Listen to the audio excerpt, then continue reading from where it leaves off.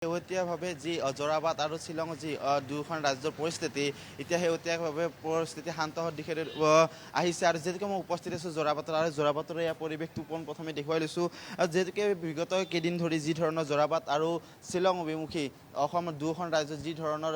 বিবাদ প্ৰতিবাদস্থলী ৰখা হৈছিলে ইয়াত প্ৰতিবাদী কাৰ্যসূচী ৰূপায়ণ কৰা হৈছিলে তাৰ পিছতে দেখিবলৈ পোৱা গৈছে যে শুকুৰবাৰৰ দিনটোত যি ধৰণৰ দুয়োখন ৰাজ্যৰ উচ্চ স্তৰৰ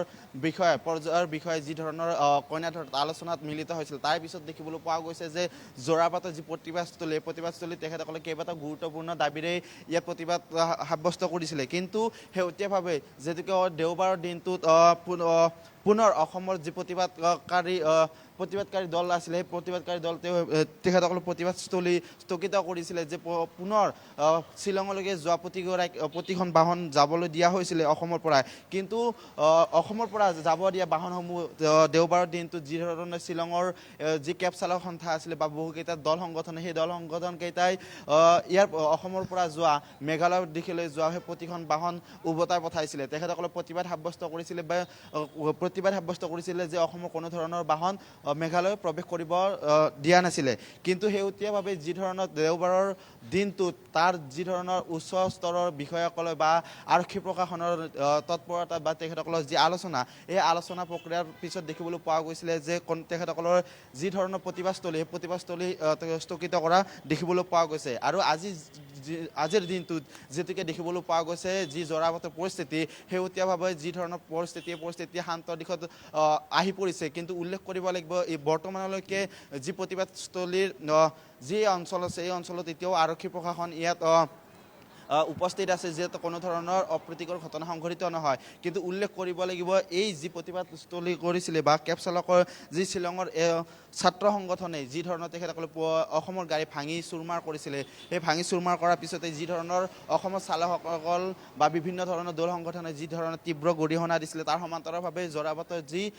পৰিস্থিতিক লৈ ইয়াত প্ৰতিবাদী কাৰ্যসূচী ৰূপায়ণ কৰিছিলে কিন্তু উল্লেখ কৰিব লাগিব ইয়াত যি ধৰণৰ পৰিস্থিতি হৈছিলে বিগত দিনসমূহ অসমৰ উচ্চ পদস্থ বিষয়াৰ সমান্তৰালভাৱে মেঘালয় চৰকাৰৰ কিছু উচ্চ পদস্থ বিষয়াসকল আহি অসমৰ কইনাধৰাত যিহেতুকে তেখেতসকলে আলোচনাত মিলিত হৈছিলে তেখেতসকলে বহু ধৰণৰ গুৰুত্বপূৰ্ণ সিদ্ধান্ত গ্ৰহণ কৰাৰ পিছত এই প্ৰতিবাদস্থলীত যিহেতুকে মন্ত্ৰী অতুল বৰা আহি এই প্ৰতিবাদস্থলীৰ বিভিন্ন ধৰণৰ যি দল সংগঠনৰ নেতাসকলৰ লগত আলোচনাত মিলিত হৈছিলে আৰু এই আলোচনাত মিলিত হোৱাৰ পিছত তেখেতসকলে উল্লেখ কৰিছিলে যে যি ধৰণৰ বিবাদ হৈছিলে বা যি ধৰণৰ সমস্যা সেই সমস্যাসমূহ সমাধানৰ বাবে তেখেতসকলে যথেষ্ট বা তেখেতসকলে চেষ্টা কৰিব কিন্তু দেওবাৰৰ দিনটো দেখিবলৈ পোৱা গৈছে যে অসমৰ পৰা প্ৰতিখন যিসকল বাহন গৈছিলে বাণিজ্যিক বা ব্যক্তিগত বাহনসমূহ এই বাহনসমূহ মেঘালয়ৰ যি প্ৰতিবাদকাৰী বা কেব চালকসকলে তেখেতসকলে প্ৰতিবাদ কাৰ্যসূচী তাত ৰূপায়ণ কৰিছিলে ৰূপায়ণ কৰাৰ পিছত দেখিবলৈ পোৱা গৈছে যি ধৰণৰ তেখেতসকলৰ পৰিস্থিতি এই পৰিস্থিতি নিয়ন্ত্ৰণৰ বাবে মেঘালয় চৰকাৰৰ প্ৰশাসনৰ তাত নিয়ন্ত্ৰণ কৰা হৈছিলে অসমৰ পৰা যোৱা প্ৰতিখন বাহনে উভতাই পঠাইছিলে অসমলৈকে জোৰাবাটৰ যি ধৰণৰ পৰিস্থিতি এই পৰিস্থিতিক লৈ যি ঘটনা সংঘটিত হৈছিলে এই ঘটনা সংঘটিতক লৈ যিহেতুকে ছাত্ৰ সংগঠনে যি ধৰণৰ অসমৰ পৰা যোৱা প্ৰতিখন বাহন যি ধৰণৰ ভাঙি চিঙি চুৰমাৰ কৰিছিলে তাৰ সমান্তৰালভাৱে দেওবাৰৰ দিনটোত যি ধৰণৰ অসমৰ পৰা প্ৰতিবাদকাৰীসকলে যি ধৰণৰ তেখেতসকলে অসমৰ উচ্চ স্তৰৰ বিষয়াসকলৰ লগত যি ধৰণৰ আলোচনা মিলিত হৈছিল তেতিয়া তেখেতসকলে সিদ্ধান্ত মৰ্মে যি ধৰণৰ সিদ্ধান্ত গ্ৰহণ কৰিছিলে গুৰুত্বপূৰ্ণ সিদ্ধান্ত গ্ৰহণ কৰাৰ পিছত দেখিবলৈ পোৱা গৈছিলে যি ধৰণৰ তেখেতসকলে প্ৰতিবাদী কাৰ্যসূচী কৰিছে বিভিন্ন ধৰণৰ দাবী উত্থাপন কৰিছে সেই দাবীসমূহ তেখেতসকলে মানি লোৱাৰ যি চেষ্টা কৰিছিলে কিন্তু অসম আৰু মেঘালয় যি ধৰণৰ শেহতীয়াভাৱে পৰিস্থিতি এতিয়া জোৰাবাটত শান্ত পৰিৱেশ দেখিবলৈ পোৱা গৈছে যদি ইয়াত থকা কিছু চালক আছে তেখেতসকলৰ পৰা আমি মন্তব্য ল'বৰ বাবে চেষ্টা কৰিম যিহেতুকে শেহতীয়াভাৱে যি মেঘালয় আৰু অসম আৰু মেঘালয় যি ধৰণৰ পৰিস্থিতি এই পৰিস্থিতিক লৈ যথেষ্টখিনি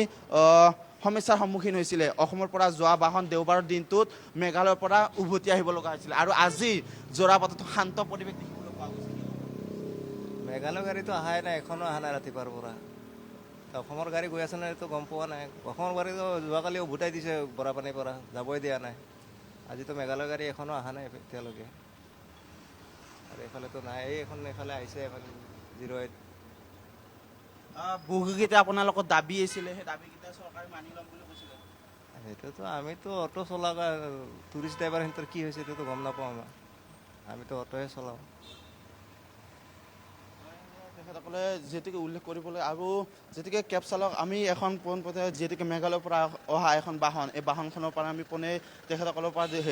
মন্তব্য ল'বৰ বাবে চেষ্টা কৰিম আৰু এনেদৰে প্ৰতিখন যি মেঘালয়ৰ এই মেঘালয়ৰ বাহনসমূহ অসমলৈ প্ৰৱেশ কৰা দেখিবলৈ পোৱা গৈছে শেহতীয়াভাৱে যি ধৰণৰ পৰিস্থিতি এই পৰিস্থিতিক লৈ মেঘালয়ৰ বাহনসমূহ ইয়াত অসমত কোনো ধৰণৰ যাতে পৰিস্থিতি নহয়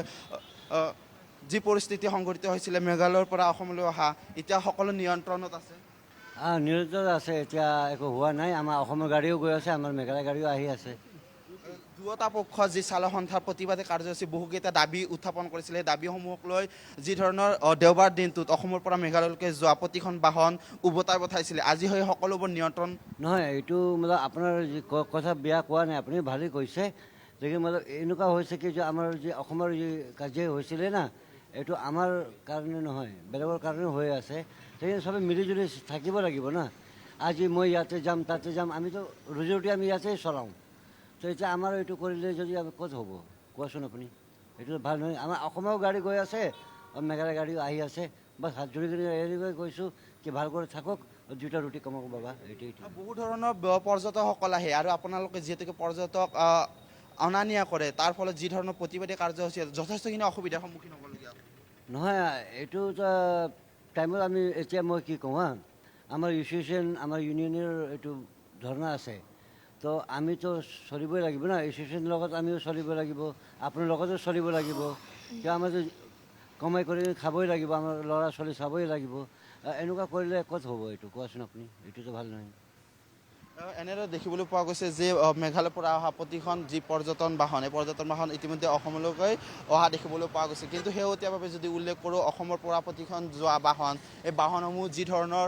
মেঘালয় চৰকাৰলৈকে গৈছিলে বা তেখেতসকলে উল্লেখ কৰিছে যি ধৰণৰ তেখেতসকলৰ পৰিস্থিতি এই পৰিস্থিতি নিয়ন্ত্ৰণত আহিছে বা তেখেতসকলৰ যিহেতুকে দাবী কাইলৈ যিহেতুকে দেওবাৰৰ দিনটোত তেখেতসকলৰ মেঘালয়ৰ যি কেব চালকৰ প্ৰতিবাদী কাৰ্যসূচী ৰূপায়ণ কৰিছিলে তেখেতসকলৰ বিভিন্ন ধৰণৰ যি দাবী এই দাবীসমূহ উত্থাপন কৰা দেখিবলৈ পোৱা গৈছিলে আৰু প্ৰশাসন বিভাগৰ লগত যিহেতুকে উচ্চ পদস্থৰ বিষয়াসকলে তেখেতসকলে আলোচনা কৰিছিলে যি ধৰণৰ তেখেতসকলৰ এই মেঘালয়ৰ জোৰাবাটৰ যি অসম চৰকাৰৰ পৰ্যটন অনা নিয়া কৰা যি কেব চালক সেই কেব চালকসকলৰ মাজত যি ধৰণৰ সংঘাত হৈছিলে যি কাৰ্বি যিহেতুকে খাচী যি ষ্টুডেণ্ট ইউনিয়ন তেখেতসকলে অসমৰ পৰ্যটনৰ যিসমূহ বাহন এই বাহনসমূহ ভাঙি চুৰমাৰ কৰা দেখিবলৈ পোৱা গৈছিলে কিন্তু দেওবাৰৰ দিনটোত যি ধৰণৰ পৰিস্থিতি এই পৰিস্থিতি নিয়ন্ত্ৰণৰ দিশলৈ অহা দেখিবলৈ পোৱা গৈছে আৰু যিহেতুকে অসমৰ প্ৰতিটো দল সংগঠনে যিহেতুকে অসম চৰকাৰৰ লগত সংগ দিম বুলি উল্লেখ কৰিছিলে যে যি ধৰণৰ পৰিস্থিতি এই পৰিস্থিতিত তেখেতসকলৰ দাবীসমূহ যদি মানি লোৱা হয় সেই সকলোবোৰ পৰিস্থিতি তেখেতসকলে উত্থাপন বা তেখেতসকলৰ এই দাবীসমূহ নিয়ন্ত্ৰণৰ বাবে তেখেতসকলে কণ্ঠাবোধ নকৰিব বা যদি এই দাবীসমূহ তেখেতসকলে যদি পুনৰবাৰ যদি ইয়াৰ পৰা যোৱা বাহনসমূহ ভাঙি চিঙি চুৰমাৰ কৰা হয় বা মেঘালয়ত যদি পুনৰ অসমৰ বাহনক আক্ৰমণ কৰি লোৱা হয় তেখেতসকলে পুনৰ যি আন্দোলন এই আন্দোলন গঢ়ি তোলাৰ বাবে তেখেতসকলে কুণ্ঠাবোধ নকৰিব কিন্তু উল্লেখ কৰিব লাগিব কাইলৈ দেওবাৰৰ দিনটোত যি ধৰণৰ মেঘালয়ৰ কেব চালকসকলে যি ধৰণৰ তেখেতসকলে প্ৰতিবাদী কাৰ্যসূচী ৰূপায়ণ কৰিছিলে আৰু 10 ছেপ্টেম্বৰলৈকে যিহেতুকে উচ্চ পদস্থ বিষয়াসকলৰ লগত তেখেতসকল বৈঠকত মিলিত হ'ব তাৰলৈকে 10 ছেপ্টেম্বৰলৈকে তেখেতসকলে যি প্ৰতিবাদী কাৰ্যসূচী স্থগিত কৰা দেখিবলৈ পোৱা গৈছে আৰু যদি তেখেতসকলৰ প্ৰতিবাদী যি বৈঠক এই বৈঠকত যদি কোনো ধৰণৰ সিদ্ধান্ত গ্ৰহণ কৰা নহয় তেখেতসকলে পুনৰ যি প্ৰতিবাদী কাৰ্যসূচী ৰূপায়ণ কৰিব বুলি আহ্বান জনায়